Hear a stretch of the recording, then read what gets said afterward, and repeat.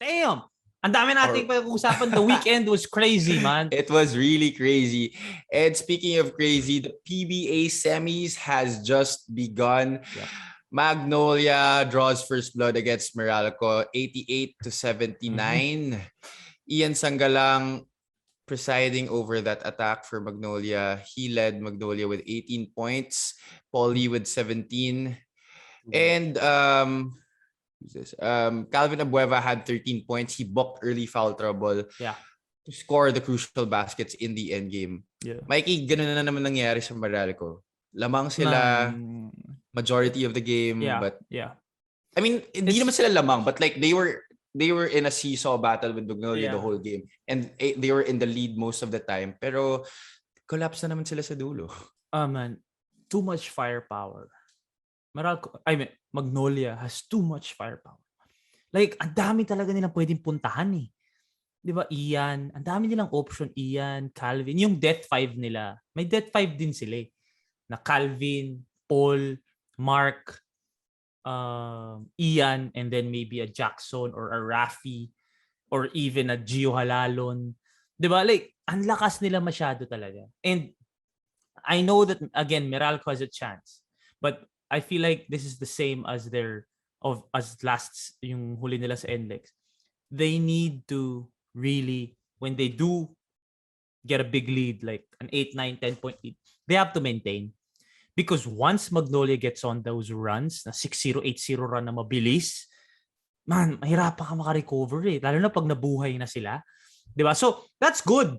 Get Calvin into early foul trouble if you're Meralco. But, you have to maintain. You have to sustain. Diba? Kasi, babalik at babalik yung Magnolia. Again, they have so much firepower na imposible hindi sila bumalik. Ngayon, they should be ready for that balik ng Magnolia. Diba? I feel like Coach Norman is gonna get them more prepared for next game. But bro, hindi mo rin masasabing walang bala yung Meralco eh. Kasi bro, malakas din eh. Malakas din sila, pare. Raymond was solid. But Chris was also hounded by foul trouble. Exactly. Pareho sila ni Calvin, fouls in the first quarter. Raymond was solid. Raymond is solid ah. Like, Raymond, I will put Raymond on Ian. Talagang they will go at it. Kasi alam naman natin Match since sila, college. pare. Because the length, they can go at it. Tsaka kilala nila isa't isa from college pa lang. And then, Alain, if you get Alain to get hot, and then Bong Quinto, man, to this day, man, Bong Quinto is underrated as fuck. Sobrang galing ng Bong Quinto na yun, man. Yes, Hooper shit. Tapos, di ba, Cliff Hodge, Raynel Hugnat. Like, malakas yung Meralco. Pero ito nga, again, like against NLEX, they have the potential of leading by 8, 10, 12 points. And when they get there, sustain mo na. Yun lang naman eh. Sustain mo na hanggang dulo. Easier said than done. But I think that's the best chance talaga for Meralco to get wins. I'm not saying they're not gonna get swept. They're not gonna get swept. But I don't think they will. They're not gonna get swept. Maybe 6 games. Diba? But that's the way they're gonna have a chance, is to make the most of those early leads. Kasi kaya nila eh. Kaya nila sabayan eh. Exactly. Kaya lang, yun lang, pag nahahabol sa dulo, yun ang nagiging problema. But we'll see. Still, 1 to 2 weeks off pa rin ata si Aaron Black. I just talked to him, so we'll see how that goes. But right now, pare yung playoff prediction mo, sabog na. Yung NLEX mo tanggal eh. NLEX mo tanggal eh. So, 3 out of 4 ka na lang. Oh, pero Magnolia ko boy pa naman. Panalo yung Magnolia mo. Pero 0-1 ka sa token. Oo naman. Pero 0-1 ka sa token text. But yeah, with Meralco, Magnolia, it's gonna be a fun series. I feel like Magnolia has more firepower, but Meralco has the potential also. They just need to lock down. Pag ito na yung run ng Magnolia, lockdown tayo depensa. Diba? Yung problema kasi yung Magnolia, they have so much firepower on the offensive end, but they're also dogs on defense. Nakakabaliw kalaban yung Magnolia. Like, nakita mo the way Magnolia pulled away yesterday. Easy, no? Grabe. So parang ang dali. Parang ang dali. Yung sa Magnolia. And because it's not just their offense. It's tama ka, it's their defense. Kumbaga that Calvin Abueva steal and the dunk, that's kind of started it all eh, diba? Yep. Kung may pressure that pa was sila. what ignited it all. Diba? So, Gio Halalon had a hell of a game. A defensive-minded point guard who can also score. Diba? So, wala eh. Paulie, first half, ang ganda din. Paulie actually had 17, yes. Oh, so, Dami talaga eh. But, Coach Norman will find a way. Hopefully, they can contain the fire na meron ang Magnolia. Because I feel like Magnolia is really laser focused on getting a chip eh. Like, iba yung ng Magnolia ngayon. That's the Calvin Abueva effect. Diba? That's the Calvin Abueva effect. Yep, they're a whole different team with Calvin Abueva on board. So, yeah. All right, moving on to the second game. TNT Tropang Giga escapes with a squeaker over San Miguel Beer, 89-88. So many players contributing for TNT. Roger Pugoy, 23 points. 23. Jason Castro, 16 points. POY ERRAM, 15 points. Yeah.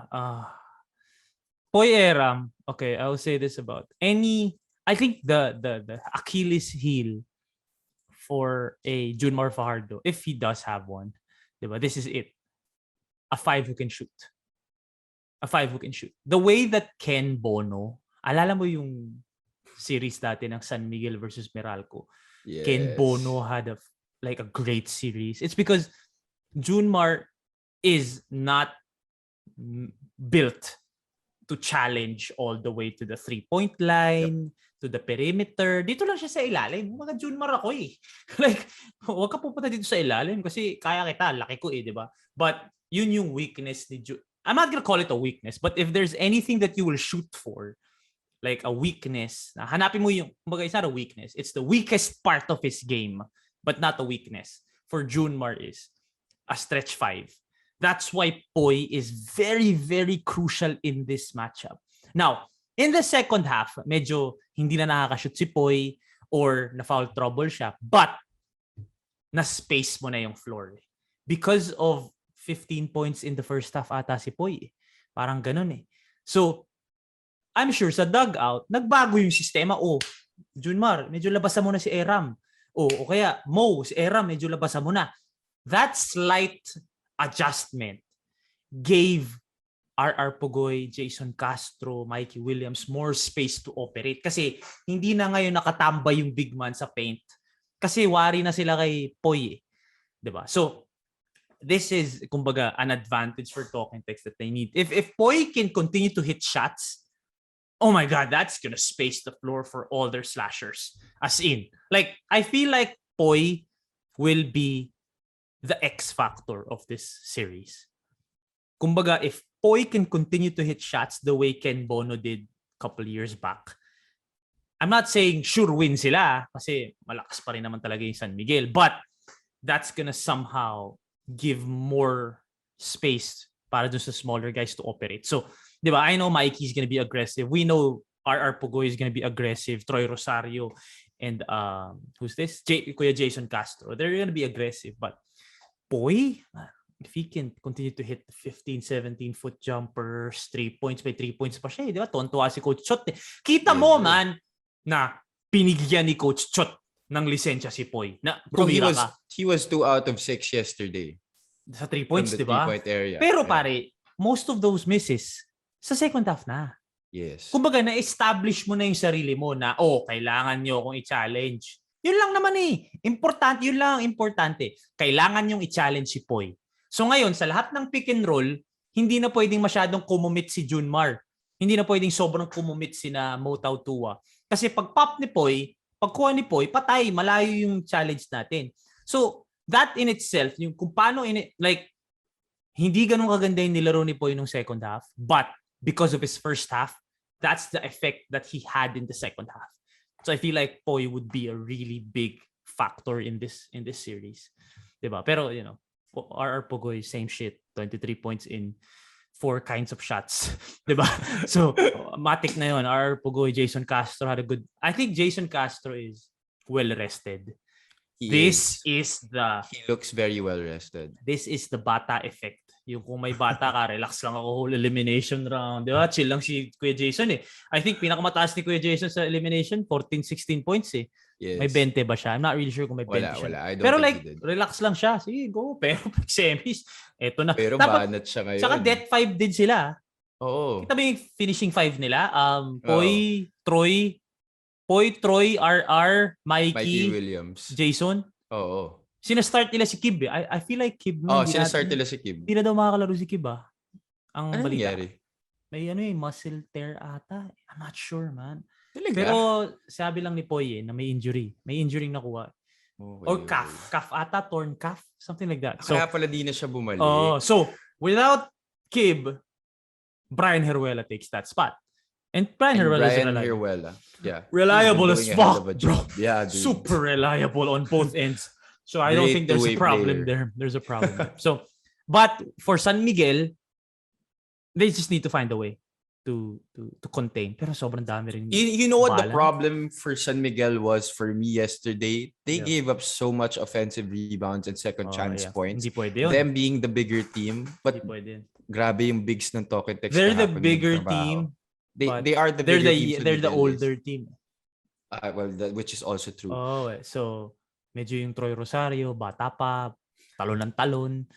POY Volleyball player ERRAM, pa yun bata dati. pa, talon ng talon. Sina Kubuntin, Marcelo. Di ba mga ano yan? Dave Marcelo played a heck of a game Dave Marcelo, yesterday underrated. defending Junmar Fajardo. Junmar had 13 points, but those were 13 points that he had to work very hard for. Underrated, Dave Marcelo. Yung sinasabi natin dati na you want a Dave Marcelo on your bench for special, kumbaga, assignments na, di ba? Batay mo si Junmar. Lalaban si Dave Marcelo talaga eh. Balitan tayo ng mukha. Iba yung mga ganun, yung mga tulong ng mga ganung players. But yeah, but you know, ang daming bala ng San Miguel eh. So hindi mo rin pwedeng it's still the series can still go either way. But with that first game, kita mo ngayon where Talk and Text can attack. Kumbaga, let's take advantage of this. Coach Leo will adjust. But ito nga, like the coach shot effect again was in full display yesterday. Oh, definitely. Hinahanap nila yung butas. Galing ba? They really were outworked yesterday. San Miguel was. Magaling yung Talk and Text. Pero best of 7. It's gonna be a very close series for me. Sobrang tagal pa nito. I don't think it would be impossible to go this would go the distance. I don't think people understand or even we. I was never part of a 7-game series, man. Yeah, same. Like, grabe yung work that you have to put in to win a 7-game 4 games, 4 wins against the same team. Like, every game sila na lang nakikita mo. Like, pahirap ng pahirap as we go on kasi adjust ka ng adjust eh. Siyempre, sa first game, malayo yun dun sa 4th game. Yung amount of adjustment na nagawa mo, di ba? Scouting report. Pero that's a crazy series. Yun nga, it goes beyond the physical because it's really all about the preparation, the strategy, the mental game. It's not anymore patigasan na lang sa loob. Di na, bro. Tsaka ito yung whether you win or you lose, whether you play well or you don't play well, short-term memory ka dapat. Like, kunyari compare natin. Let's say Junmar. I'm sure Junmar was 13 points, solid game, but he knows that he could have done more. 6-time MVP. Alam natin yan. POY naman, maganda yung pinakita ng first half. 15 points in the first half. Let's say POY, ganda nung nilaro ni POY, panalo tayo. Pero hindi rin siya pwede mag-duel dun. Na okay, sa Wednesday, babawi si Junmar. So hindi pwede. Focus na tayo right away. Focus agad. Si Junmar naman, hindi naman pwedeng ma-down. Kasi wait lang sa Wednesday. Chance ko na bumawi. So, this is yung mental aspect talaga is crazy. Like, pagising mo sa umaga, kailangan fresh ka na. Hindi tayo looking lamang. Forward to game 2 na. Hindi tayo down. Kumbaga, I don't think SMB is thinking about na down sila ngayon 0-1. No, they're not, man. Okay, Wednesday bawi tayo. The same way, Talk and Text is also not resting na parang 1-0 lamang tayo. No, man. Like, 4 games, 7-game series is too long for you to relax, whether you're doing well or you're not doing well. Like, talagang next game up na tayo, next possession up. So, exciting yan para sa PBA playoffs, man. But